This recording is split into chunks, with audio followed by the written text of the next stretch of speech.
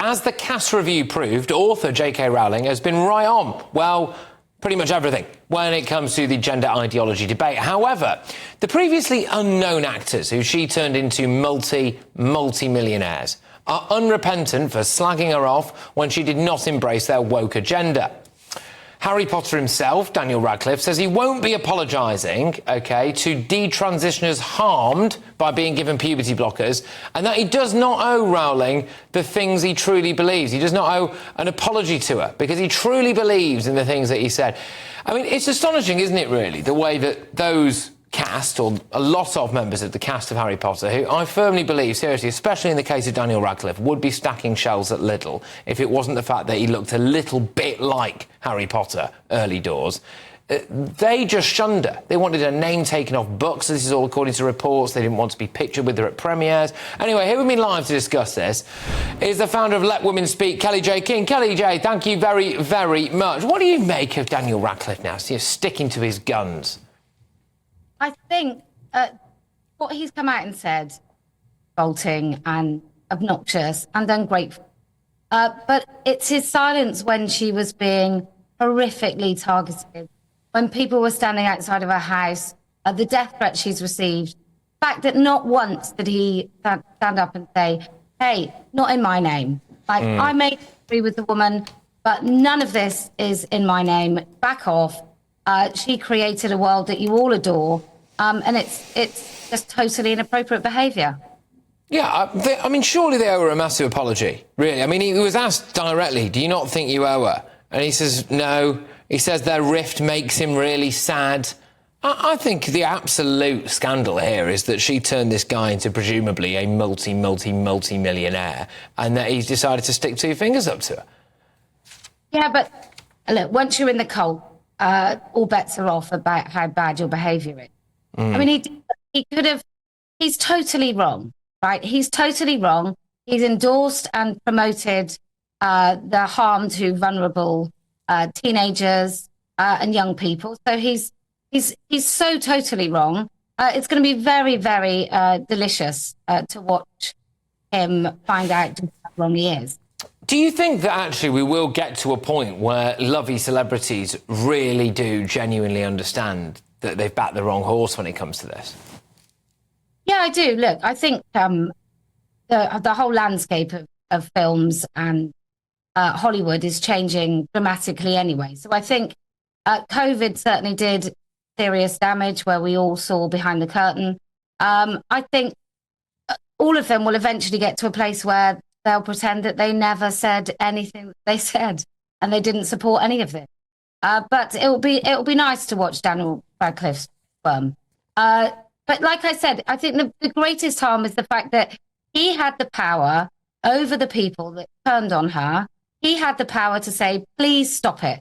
And he chose not to. I think that's actually the really salient point in all of this, which is it's one thing. Let's say, I mean, I very much doubt he'd thought that deeply into it, like a lot of these people. I think if they had done, they possibly wouldn't have come out and said some of the things they'd said. But you know, it's one thing just sitting there and just towing the old woke Hollywood line. It's another thing watching the woman who really is responsible for the only reason anyone knows who you are, facing death threats, facing people outside her house, facing all of this vile stuff, and not saying, look, you can disagree with her if you want to, but do you mind not threatening to kill her? And there wasn't any of that. I imagine she's probably a bit jaded by all this. Yeah, none of them did it, did they? None of the talentless actors did it. Not one single one of them for a moment. Look, I have made numerous enemies by speaking the truth, but there is not one of them that if everybody came for them in the mass sort of grotesque way that they did JK Rowling, that I wouldn't have spoken up and said, look, if you're doing this on my behalf, you need to stop it right now.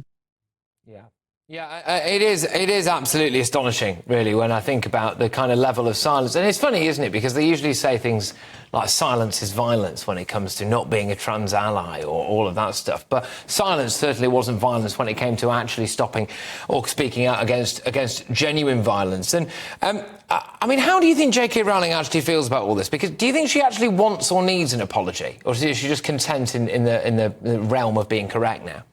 I truly hope that he doesn't care at all. I have no idea, but I hope she really, really doesn't care.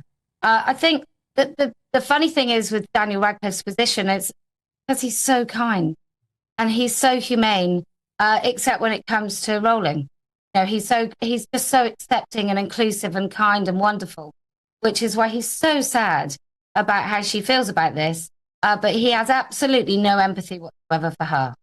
And some of the kind of threats, I mean, you've experienced this stuff as well, and it got me thinking earlier today, Kellie-Jay, actually. I mean, JK Rowling has got, I don't know how many, presumably hundreds of millions of pounds in the bank, all of which hard-earned and thoroughly deserved, and the platform and, you know, quite a few people in her corner.